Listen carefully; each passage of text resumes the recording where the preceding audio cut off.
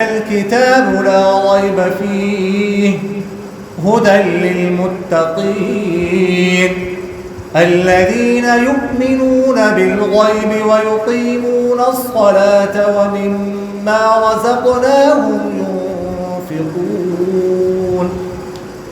صدق الله العظيم. عزیزان من، بزرگان محترم، آج درس قرآن کا یہ دوسرا سبق ہم شروع کرنے لگے ہیں. گزشتہ جمعے ہم نے سورہ فاتحہ کی تفسیر اور فضیلت اور وحی کے اقسام کے حوالے سے گفتگو عرض کی تھی. آج ہم سورہ بقرہ کی فضیلت اور اس کی ابتدائی آیات اور مختصر سا اس کا تعارف عرض کریں. یہ سورہ بقرہ ہم شروع کرنے لگے ہیں. مدنی سورت ہے، قرآن پاک کی سب سے بڑی سورت، 286 آیات ہیں اور 6200 کلمات ہیں، 25000 حروف ہیں. قرآن پاک کی سب سے بڑی سورت. اس کو سورۃ البقرہ کیوں کہتے ہیں؟ بقرہ تم کہتے ہیں گائے کو عربی میں، تو چونکہ اس میں گائے کا واقعہ مذکور ہے، اس حوالے سے اس کا نام جو ہے وہ سورۃ البقرہ رکھا گیا ہے. حدیث شریف میں آتا ہے کہ لِكُلِّ شَيْءٍ صِنَامٌ وَصِنَامُ الْقُرْآنِ الْبَقرَةُ، کہ ہر چیز کا ایک بلند حصہ ہوتا ہے، ایک پیک، ایک چھوٹی اور بلندی جو آپ کسی چیز کا کہتے ہیں. ہر چیز کے لیے ایک بلندی ہوتی ہے، بلند حصہ ہوتا ہے، اور قرآن پاک کی بلندی جو ہے وہ سورۃ البقرہ. اس کو سنام کیوں کہا گیا، بلند حصہ کیوں کہا گیا؟ اس لیے کہ جب کوئی بلندی پر چڑھتا ہے تو ہر چیز اس کو واضح طور پر نظر آتی ہے، کوئی چیز اس سے مخفی نہیں رہتی. تو اس کو سنام اس لیے کہا گیا ہے کہ سارے قرآن کے جو مضامین ہیں وہ اس سورہ بقرہ میں موجود ہیں. تو سورہ بقرہ تمام مضامین کو مشتمل ہے جو سورہ بقرہ میں اس قرآن پاک میں موجود ہیں اور جس پر قرآن پاک مشتمل ہے، اس لیے اس کو سنام کہا. ایک حدیث شریف میں ہے کہ تم گھروں کو قبرستان مت بناؤ، اپنے گھروں کو قبریں مت بناؤ، کہ جس طرح قبریں اللہ کی عبادت تلاوت وغیرہ سے خالی ہوتی ہیں، تم ایسا مت کرو. اپنے گھروں میں تلاوت کیا کرو، نماز پڑھا کرو، واعظ و نصیحت کیا کرو. اور پھر ساتھ یہ بھی فرمایا کہ سورہ بقرہ اپنے گھروں میں پڑھا کرو. جس گھر میں سورہ بقرہ پڑھی جاتی ہے شیطان اس سے بھاگتا ہے،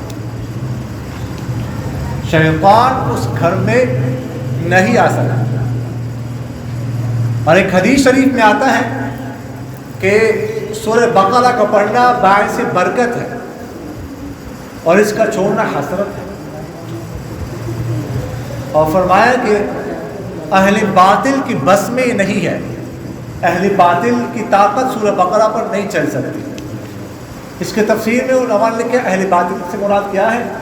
اہل باطل سے مراد شیاطین جنات ہیں، کہ جہاں پر سورہ بقرہ پڑھی جاتی ہے شیاطین جنات وہاں پر نہیں آ سکتے، شیاطین کا اثر وہاں پر نہیں ہو سکتا. جو شخص سورہ بقرہ پڑھتا ہے اس پر بھی شیاطین اور جنات اثر نہیں کر سکتے. تو سورہ بقرہ پڑھا کرو. اور ایک حدیث شریف میں آتا ہے کہ قرآن قیامت کے دن اپنے پڑھنے والوں کی سفارش کرے، اور پسند ہے کہ 2 روشن صورتیں بھی اپنے پڑھنے والوں کی سفارش کریں گے. دو روشن صورتوں سے کون سی صورت مراد ہے؟ سورہ بقرہ اور سورہ آل عمران. قیامت کے دن بادل کی شکل میں یہ آئیں گی یا پرندوں کی شکل میں آئیں گی اور اپنے پڑھنے والے کی سفارش کریں. جو ان کی تلاوت کرتا ہے دنیا میں اس کی سفارش کریں. تو سورۃ البقرہ، اس کو سورۃ البقرہ بھی کہتے ہیں، اس کو سنام القرآن بھی کہتے ہیں، اس کو ذروۃ القرآن بھی کہتے ہیں. جیسے میں نے آپ کو ذروہ سنام دونوں بلند چیز، بلند حصے کو، بلند جگہ کو کہتے ہیں. سورۃ البقرہ کی اہمیت اور فضیلت کا انداز آپ اس سے لگا سکتے ہیں کہ عمر فاروق رضی اللہ تعالی عنہ جیسے فقیہ صحابی، جلیل القدر صحابی، فرماتے ہیں نا کہ سارے صحابہ کا علم صرف 6 صحابہ میں جمع ہوا تھا. یعنی اگر ہم کہہ دیں کہ جو صحابہ کا علم خلاصہ ہے، ہم یہ کہہ سکتے ہیں کہ جتنے بھی صحابہ تھے ان کے پاس جتنے بھی علم تھا ان کا خلاصہ 6 صحابہ میں تھا، اور ان میں سے عمر فاروق رضی اللہ تعالیٰ عنہ تھے. فقیہ، بڑے علماء، انہوں نے سورہ بقرہ 12 سال میں پڑھی. اب 12 سال میں کیا پڑھتے رہے؟ الفاظ کے معنی تو ان کو آتے تھے، کہ ترجمہ تو نہیں پڑھنا تھا. 12 سال میں کیا پڑھتے رہے؟ وہ غور و فکر کرتے رہے ان کے مضامین، اس کے سورۃ کے مضامین میں، اس کے مسائل میں، اس میں جو موتیاں ہیں اس میں غور کرتے رہے. 12 سال لگائے. اور ان کے بیٹے عبداللہ بن عمر رضی اللہ تعالیٰ عنہ نے سورہ بقرہ 8 سال میں پڑھی.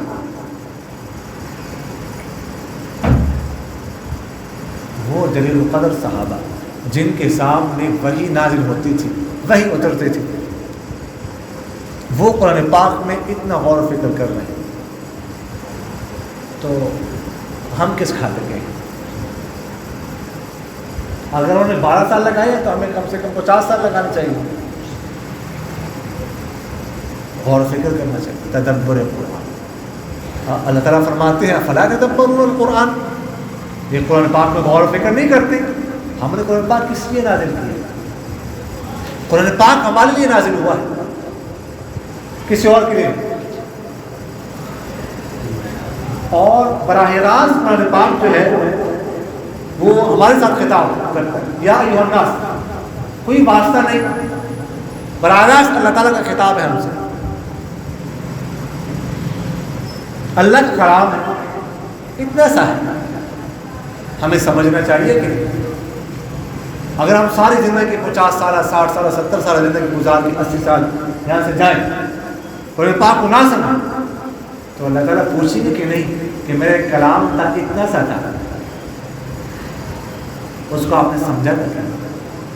آپ نے فزکس کی کتابیں تو بہت پڑھی، میتھ کی کتابیں تو بہت پڑھی، اتنی کتابیں آپ نے پڑھ لی کہ گدھے پر اگر رکھی جائے تو شاید گدھا بھی دب جائے.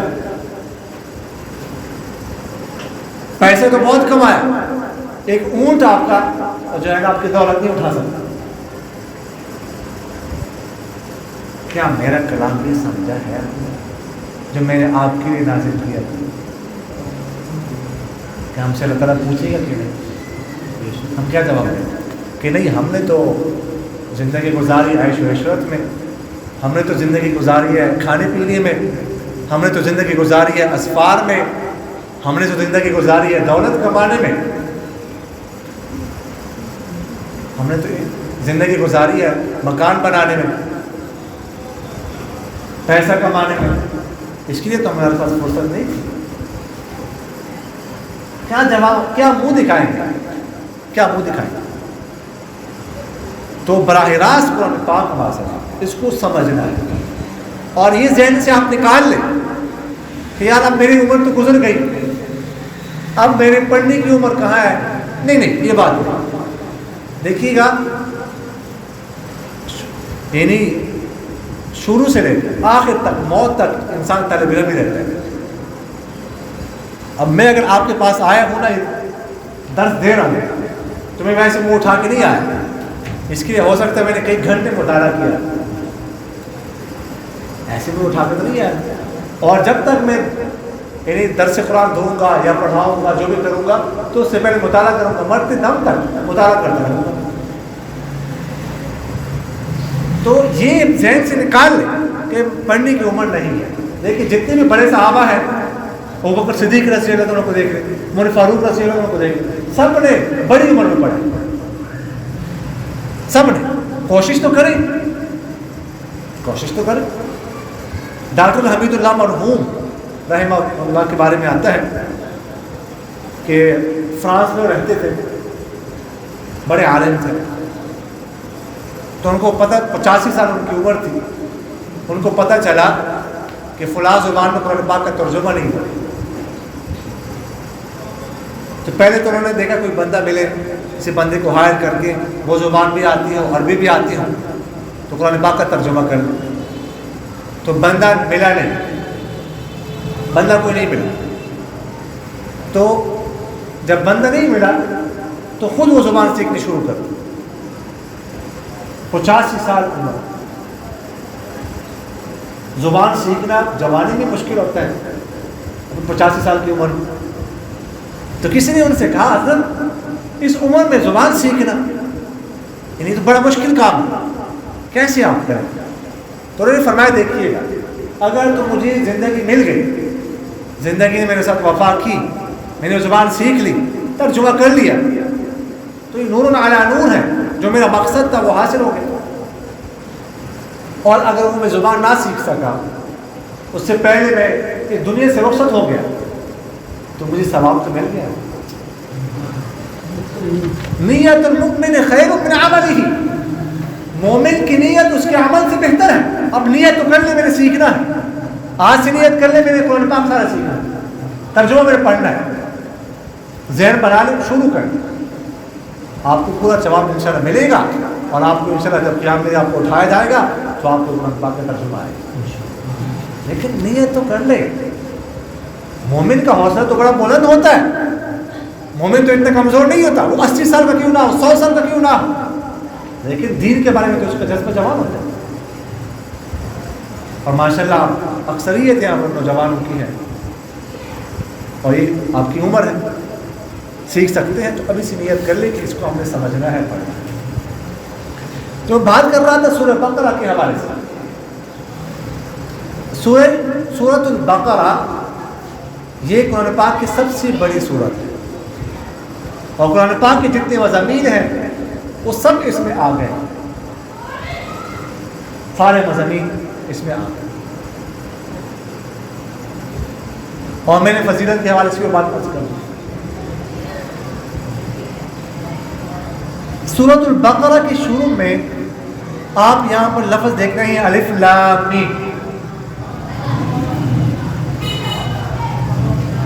یہ جو حروف ہیں ان کو حروف مقطعات کہتے ہیں۔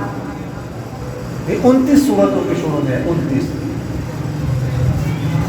مختلف الف لام میم، الف لام میم را، الف لام را، حا میم عین سین قاف وغیرہ، لیکن 6 سورتوں کی شروع میں الف لام میم، ان کو حروف مقطعات کہتے ہیں۔ مقطعات قطع سے نکلا ہے عربی میں، قطع کہتے ہیں کاٹنے کو عربی میں۔ تو چونکہ یہ حروف ہم الگ الگ پڑھتے ہیں، الف لام میم، اس لیے ان کو حروف مقطعات کہتے ہیں، یعنی ان کو ملا کر نہیں پڑھتے۔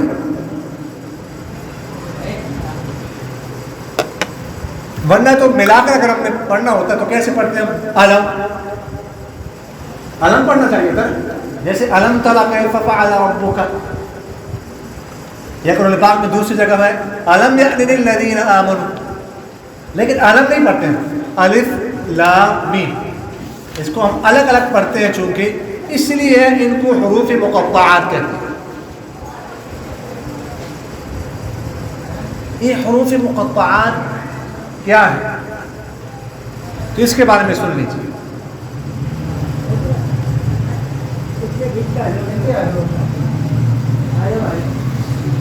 بعض حضرات یہ فرماتے ہیں کہ حروف مقطعات ان کا معنی کیا ہے صرف اللہ جانتا ہے. معنی ان کا ہے لیکن جانتا صرف اللہ. یہ نہیں کہہ سکتے کہ ان کا معنی نہیں ہے, یہ بہت بری بات ہے.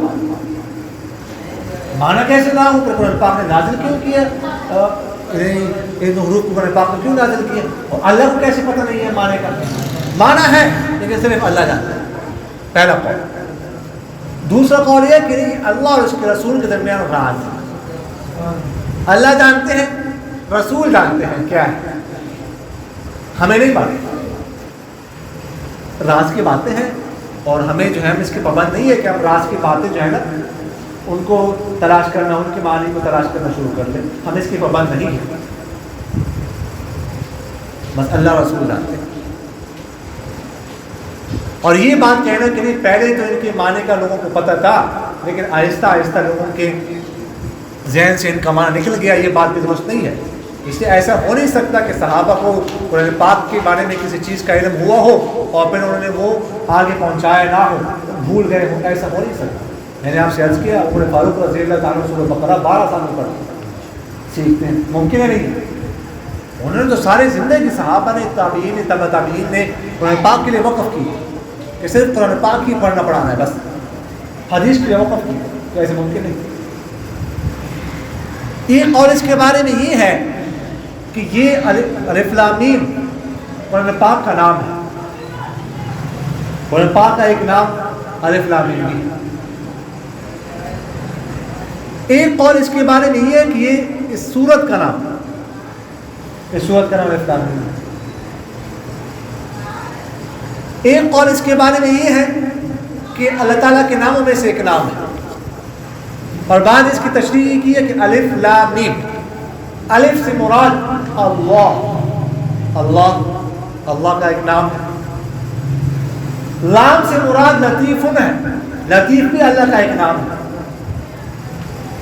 میم سے مراد مجید ہے, مجید بھی اللہ کا ایک نام ہے. بعد نے فرمایا ہے کہ الف سے مراد آلاء اللہ, اللہ کی نعمتیں. لام سے مراد لطف اللہ, اللہ کی مہربانی. میم سے مراد مجد اللہ, اللہ کی بزرگی. بعض حضرات نے ایک اور رائے قائم کی, فرماتے ہیں کہ اللہ سے مراد لفظ الف سے مراد اللہ, لام سے مراد جبرائیل, میم سے مراد محمد صلی اللہ علیہ وسلم. تو کیا اللہ الف سے مراد اللہ, اللہ نے لام سے مراد جبرائیل, جبرائیل کے واسطے سے میم سے مراد محمد صلی اللہ علیہ وسلم, آپ صلی اللہ علیہ وسلم پر قرآن بتا رہا ہے. سبحان اللہ. بعد میں یہ تشریح کی.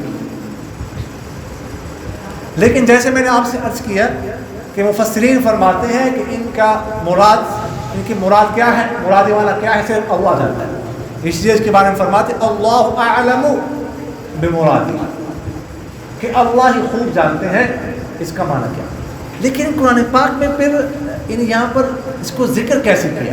پہلا لفظ الف لام میم ہے جس کا ہمیں معنی نہیں آتا.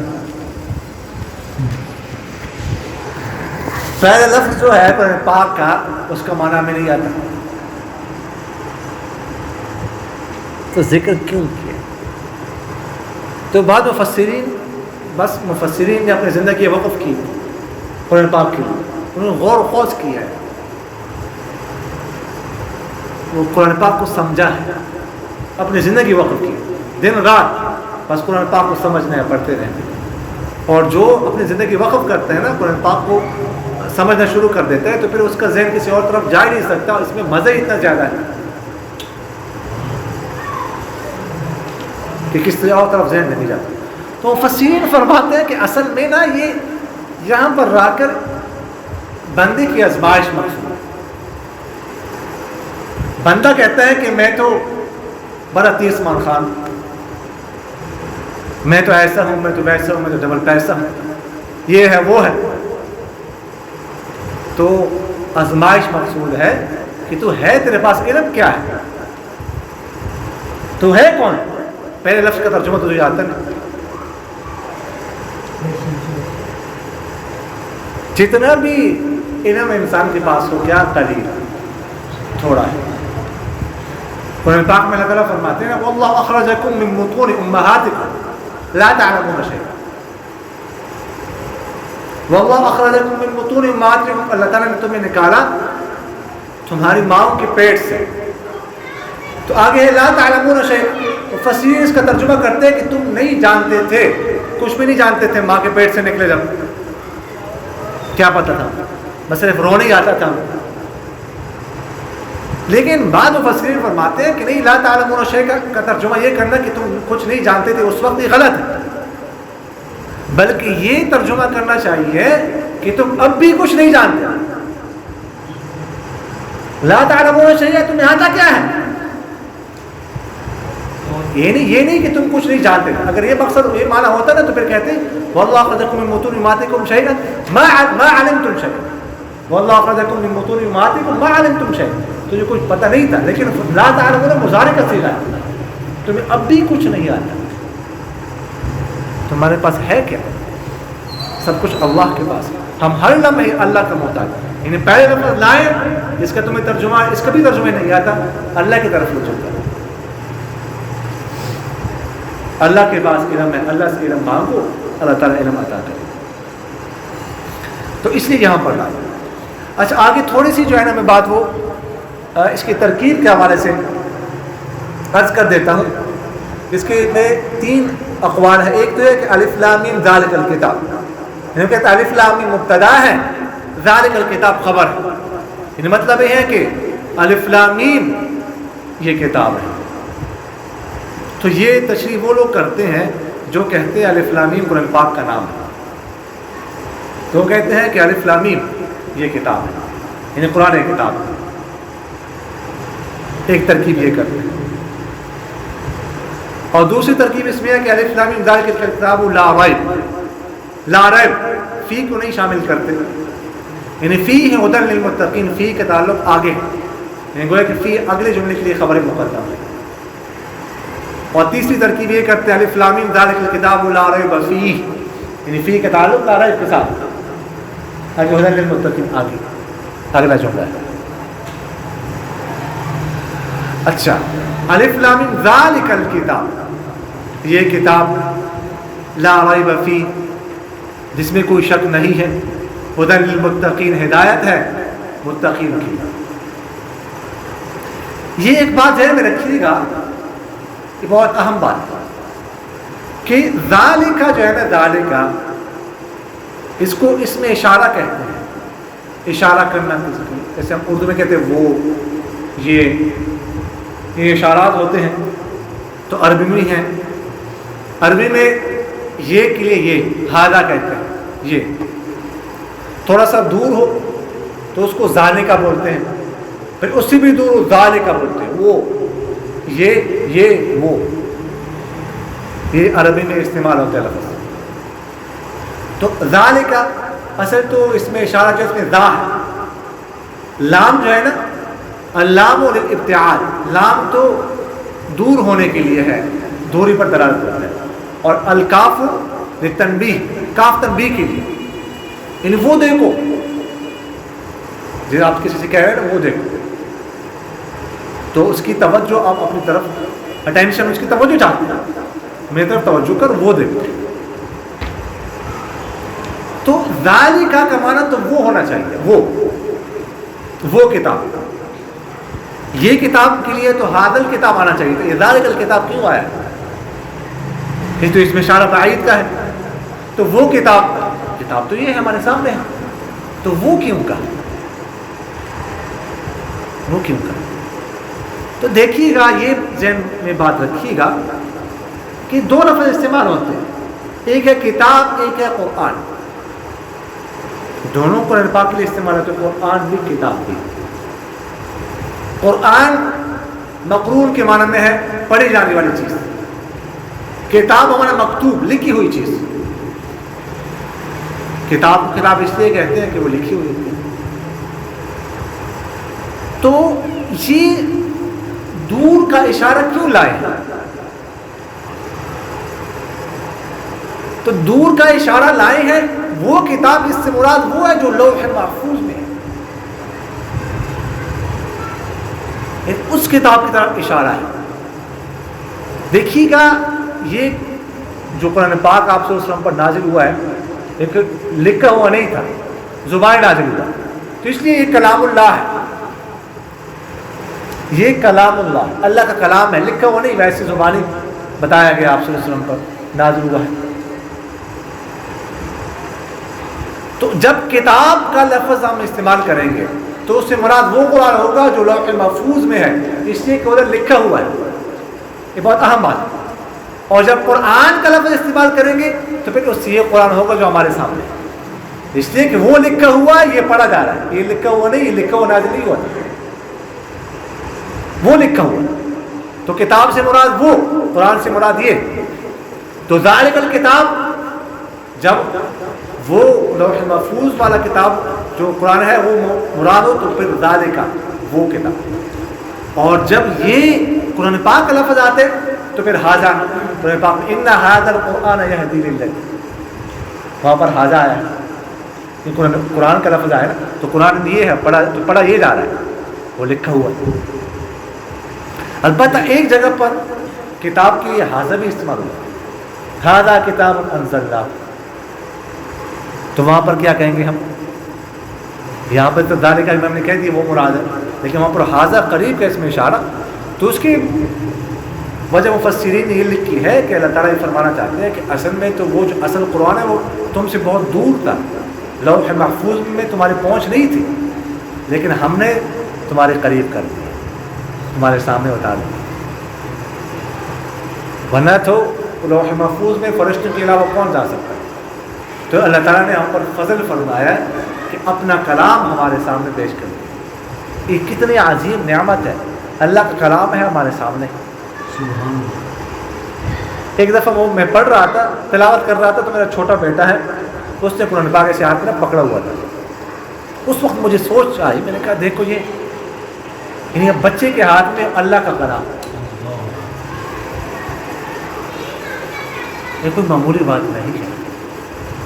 اس پہ تھوڑا سا سوچیں ہمیں کس کا کلام ہے اور کس کے پاس ہے، ہم جیسے بندوں کے پاس ہے. اللہ کا کلام اللہ نے ہمارے لیے عام کر دیا، اس کو پڑھو، ثواب کماؤ اور اپنے درجات بلند کرو. آخرت میں تو فائدہ ہے ہی، دنیاوی فائدہ ہے. بیماروں پر پڑھو،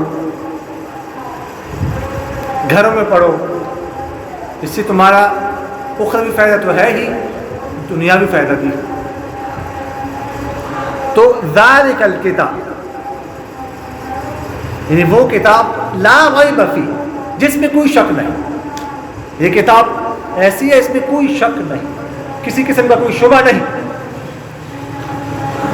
ریب جو ہے، ریب کا لفظ شک کے لیے آتا ہے، لیکن شک کے لیے عربی میں 6 لفظ آتے ہیں، 6 الفاظ آتے ہیں. ایک تو ہے شک کا لفظ، شک جیسے اردو میں استعمال ہوتا ہے، یہ عربی کا لفظ ہے، عربی میں بھی شک استعمال ہوتا ہے. شک دو ایسے معاملے ہو، مختلف دو معاملے، اس کے بارے میں آپ کو شک ہے، یہ ہے یہ ہے. اس کے بعد ایک لفظ آتا ہے شبہ، آپ کو شبہ ہو گیا، دو ایک جیسے بھائی ہیں، جڑوا ہم شکل، آپ کو شبہ ہو گیا یہ فلاں ہے یہ وہ فلاں ہے. اس کے بعد لفظ استعمال ہوتا ہے مریا، فلا تماری فیہ الا مراء اللہ، مریا کا لفظ بھی شک کے لیے آتا ہے.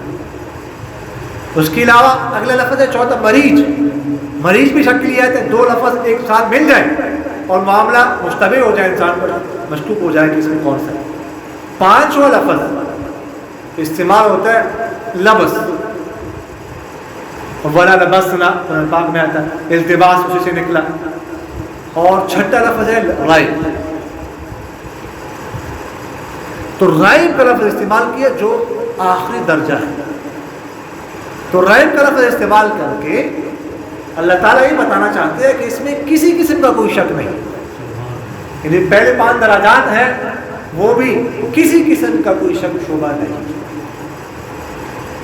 اللہ کا کلام.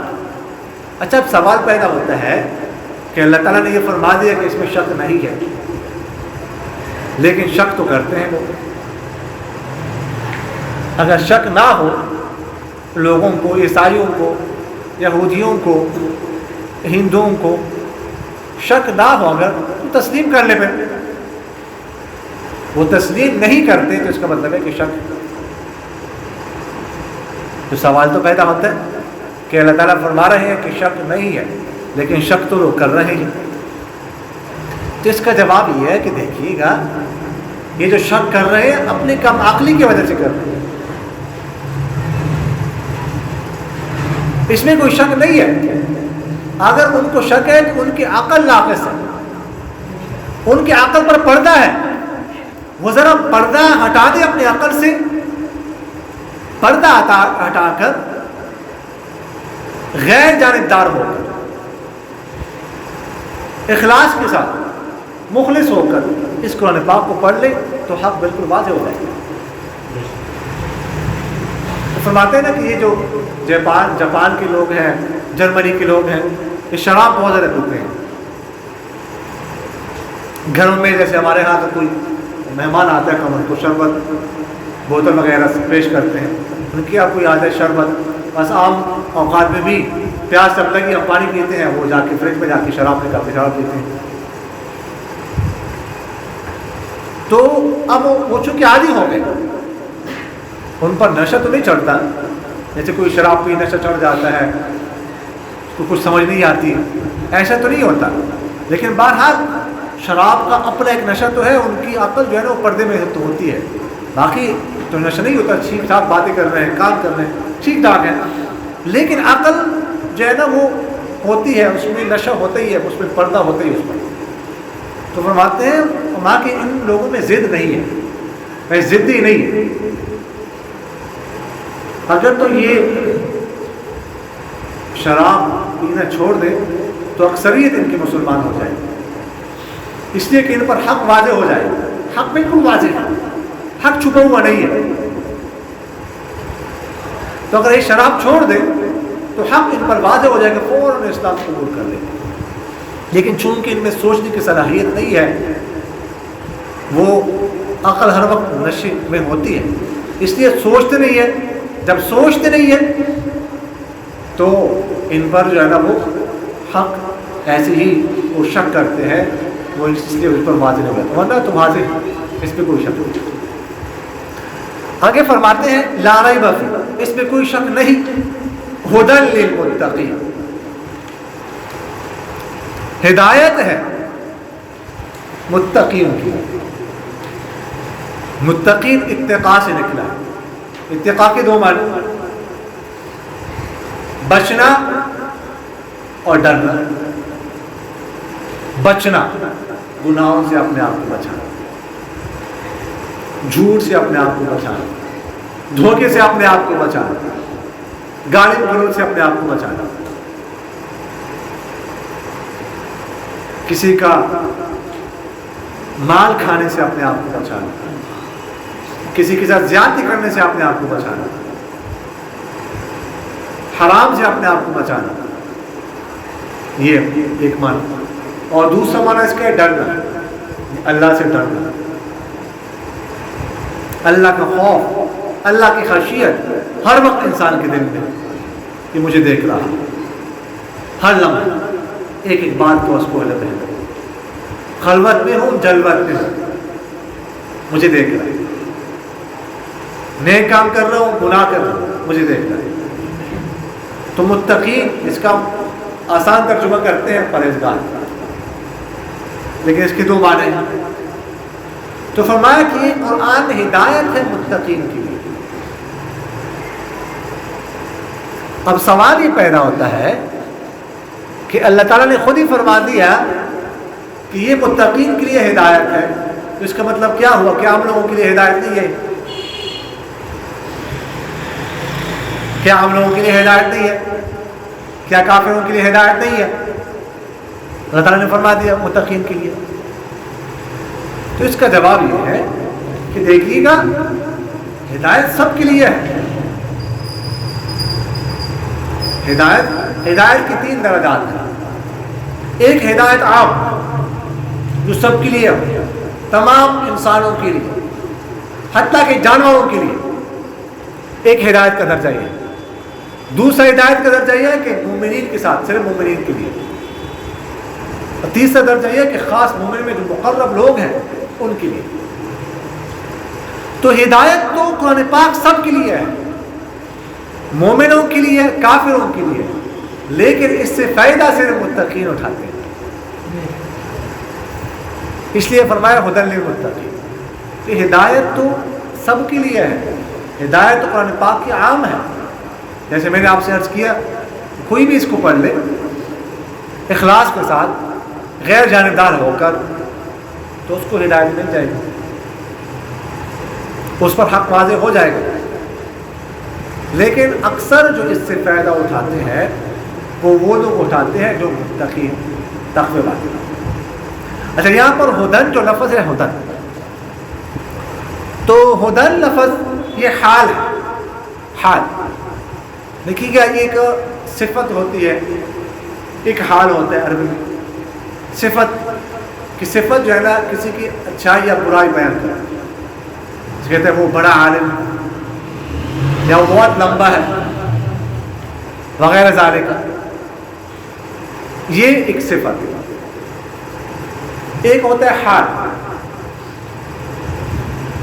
حال جو ہے نا، جیسے آپ کہتے ہیں کہ فلاں کو میں نے دیکھا وہ رو رہا تھا، فلاں کو میں نے دیکھا وہ ہنس رہا تھا، یعنی وہ رونے کی حالت میں تھا، وہ ہنسنے کی حالت میں تھا. فلاں کو میں نے دیکھا وہ سوار تھا، یعنی سواری کی حالت میں تھا. یہ حال ہے. تو یہاں پر صفت نے اس کو حال بنایا ہے مفسرین، کیونکہ اس میں مبالغہ زیادہ ہے. کہ صفت جو ہے نا وہ انسان کے اندر ہوتی ہے، وہ ہر وقت ظاہر نہیں ہوتی.